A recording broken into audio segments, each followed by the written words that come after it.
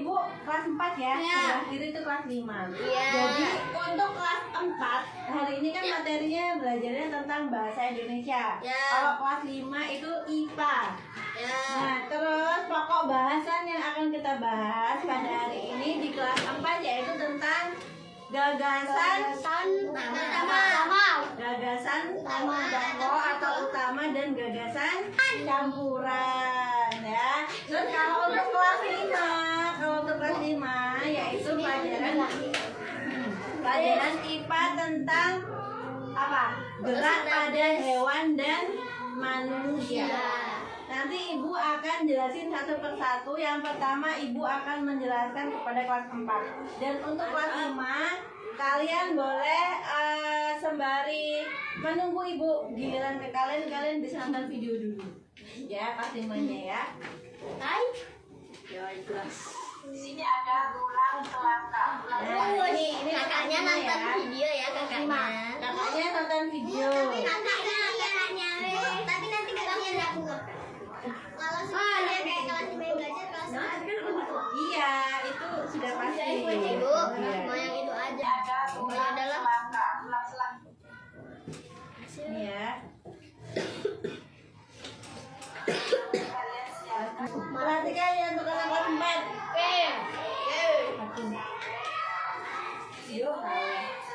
Boleh tukar tempat. Sekarang kita belajar tentang gagasan pokok dan gagasan pendukung atau campuran dalam sebuah tulisan atau tertulis. Tujuan pembelajaran hari ini yaitu untuk mengidentifikasikan gagasan dalam suatu paragraf. Yang kedua yaitu untuk menentukan pokok pendukung yang memperkuat sebuah gagasan utama. Kan sebelumnya kita udah pernah belajar itu ya. Terus yang ketiga itu membedakan antara gagasan pokok dan gagasan pendukung dalam suatu teks atau bacaan. Nah, sekarang kita ke gagasan pokok dulu. Gagasan pokok itu juga sering disebut sebagai ide pokok itu apa sih Bu? Ide pokok itu ide utama yang dibahas dalam suatu bacaan atau cerita. Ya. Gagasan ini itu menjadi inti dari paragraf, inti dari sebuah paragraf. Contohnya, Ibu kasih contoh satu. Nih contohnya. Nih ada contoh sebuah paragraf. Matahari sangat penting bagi kehidupan di bumi. Ngomong salah terus. Ini kelihatan nggak? Ya, matahari memberikan cahaya dan sinar.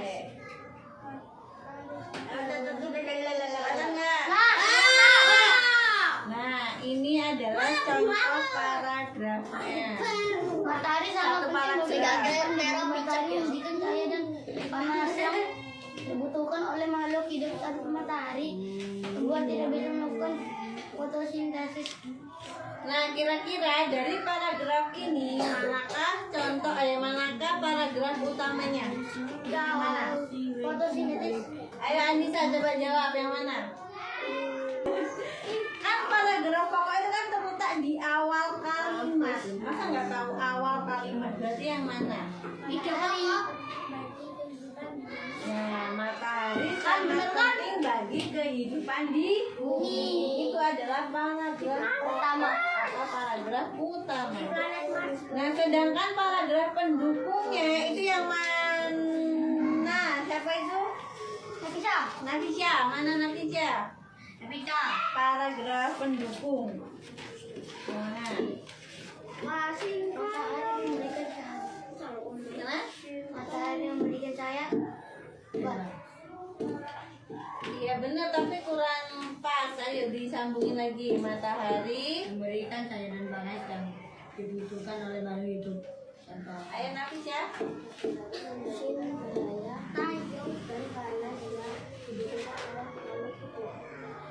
Oke bener ya, tapi kalau untuk menuliskan paragraf pendukung kalian singkat aja. Contoh nih, matahari dibutuhkan oleh manusia, oleh makhluk hidup. Itu aja, itu sebagai bentuk penguatan. Penguatan yang mana? Ya karena matahari itu penting bagi kehidupan di dalam muka bumi ini, ya. Contohnya untuk apa? Ya untuk kalau panas itu kan berarti dalam hal menyuci. Kalian butuh hal panas kan biar bajunya Terus tuh biar pohon-pohon tidak mati. tumbuhan itu mendapat fotosintesis, ya. Nah, ini contoh paragraf utamanya tadi kan udah, paragraf pendukung juga udah. Di sini ada yang mau ditanyakan enggak? Ayo tanyakan enggak? Lu aku kan yang belum. Nanti dulu, kamu kelas 5. Iya, kelas 5 loh. Kelas 4 sampai yang mau tanya. Enggak ada. Ya, dari paragraf pendukung. Kalau nggak ada yang tanya, ibu yang tanya. Ibu yang tanya. Ayo sekarang kalian sebutkan Rahma. Apa itu paragraf utama? Iya, bukan paragraf. Kalimat. Coba Kak di awal kalimat. Kaila, paragraf pendukung apa Kaila?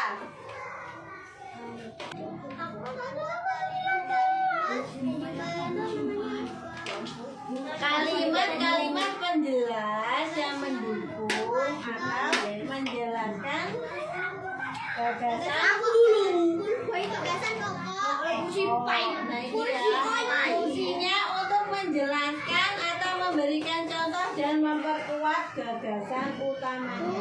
Paragraf pokok pendukung dan gagasan utamanya. Ada yang mau nanya nggak? Cukup? Cukup. Kalau cukup, sekarang kalian buka halaman 52. Nah, kalian tolong cari gagasan utamanya dan apa namanya? Gagasan pendukungnya. Nanti kalau udah selesai, kalian kumpulkan ibu, tolong jangan ribut ya. Ibu Ditulis ini, Bu. Iya, ditulis di buku kalian masing-masing. Makasih, Bu. Nah, ini untuk wasimah. Hari ini kita belajar tentang alat gerak dan fungsi pada manusia dan hewan. Ada, tolong jangan ribut. Oke, yang lain tolong jangan ribut. Tujuan pembelajaran hari ini yaitu untuk mengidentifikasi alat gerak yang ada pada manusia dan hewan. Yang kedua yaitu menjelaskan fungsi alat gerak. Kelihatan enggak? Yang ketiga itu dapat menyebutkan perbedaan alat gerak pada hewan dan manusia. Dan yang keempat menjelaskan cara kerjanya. Cara kerja mana di sini? Lawan cahaya. Sekarang kita belajar pada alat pengertian alat gerak pada manusia dan hewan. Alat gerak itu terbagi menjadi dua. Ada alat gerak aktif dan alat gerak pasif. Alat gerak aktif itu berupa otot, sedangkan pasif itu tulang. Ya, jadi yang ada pada tubuh kita, otot itu gerakannya aktif. Kenapa aktif? Karena otot itu bekerja untuk apa? Untuk melengahkan. Untuk apa? Menguatkan. Menggerakkan tulang kita agar dapat bergerak. Ya, itu yang kerja tuh otot, nah aktif. Ini apa? Mana otot? Ototnya ada di dalam sini. Ini apa nih? Ya, itu nadi. Nadi. Terus apa namanya? Fungsinya itu untuk menggerakkan tulang dengan cara berkontraksi dan relaksasi. Berkontraksi itu maksudnya apa? Di mana keadaan suatu otot itu memendek, ya. Ototnya itu lagi memendek, lagi pendek, berarti gerakannya itu pendek. Sedangkan relaksasi itu disebabkan karena keadaan di mana otot kembali memanjang. Jadi otot yang ada di dalam tubuh kita itu bisa memanjang dan memendek. Ya. Oke. Oke, sampai sini ada yang mau ditanyakan? Paham?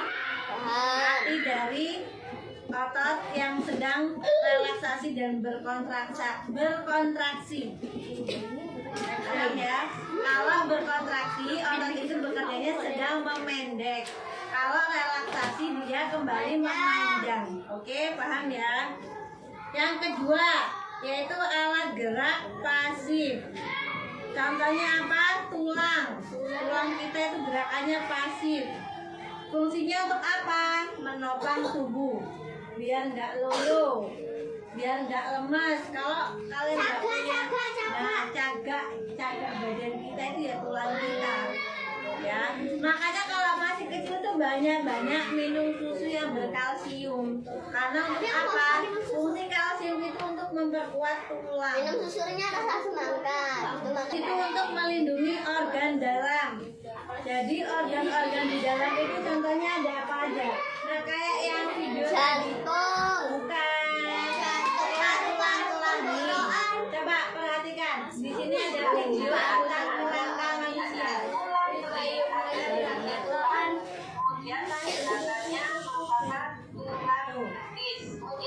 Ini namanya organ dalam tubuh yang berupa tulang. Kok aku sejelek itu tengkorak.